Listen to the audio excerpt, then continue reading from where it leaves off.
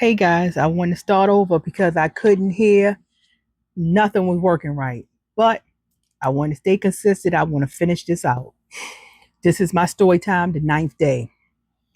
So my mother went back into the hospital the second time. She had complications. She had fluid backing up in her system again. That was the first time that we got her sick. So they had to go back in, replace the port in her it was in her arm, then they had to put it in her chest. So that was painful. They had to always put the needle in her chest and stuff like that. So, and she had to, go to chemo, still go through chemo, still go through all the radiation and everything else. And it was just wearing her skin out. It was just very painful, excruciating um experience seeing it. I know she went through pure hell, but she never cried, she never wept, she never did nothing.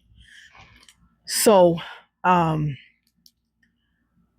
So she went back to she came back home. The doctor, the last time, my mother was in it the third time, the doctor came in. He's been he's been dealing with cancer patients for 50 years, right? He told her, if it was me, I would have been gave up.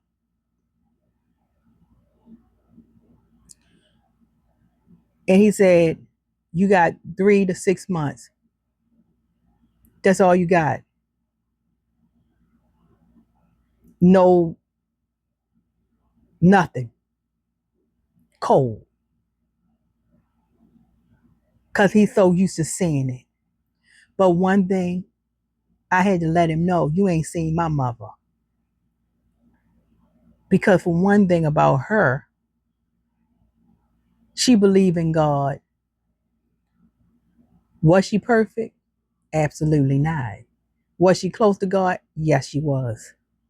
She could see things before it came. And if I would have listened more, I would have been better off too. But guess what? I was young and I thought I knew everything. But she it was in-house hospice. The nurse came. She she talked. My mother always liked to talk and do what she do. She still aged. She uh, still kept herself up.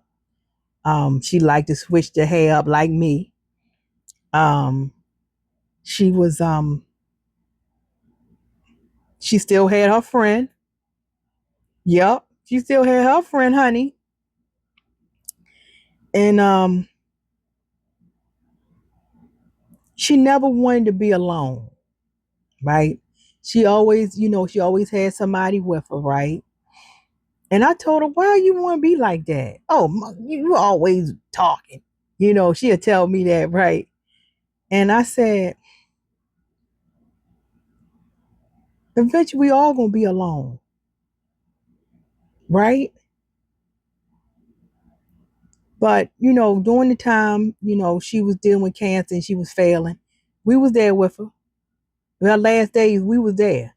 I gave her last glass of water. I gave it to her. It couldn't go down, but she was there. I think she checked out probably later on that day, earlier that day.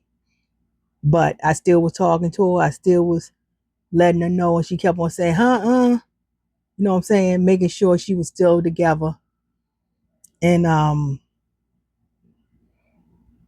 to let her meet people that she didn't meet, that was close to me, that was there for me, and I was able to be around her during the time that she was gone, that she was going.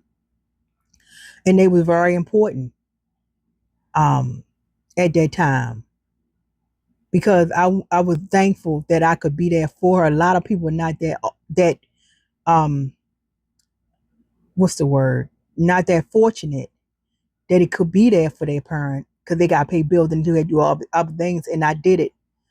Um, my brother was there, my aunt, my child, her friend, everybody was there with her last days. Everybody. They came in different times. But at the end of the day, I was glad that she was home when she passed. Um, they came there, the coroner, and zipped her and sent her out to the van. And I remember the day when they was putting her in the van, my brother just stirred. And it was like he was going to. And people don't realize, I don't care how old you get, when the parent that birthed you is gone, you have a hole. And it's a hole that will never heal. So I'm gonna end it now.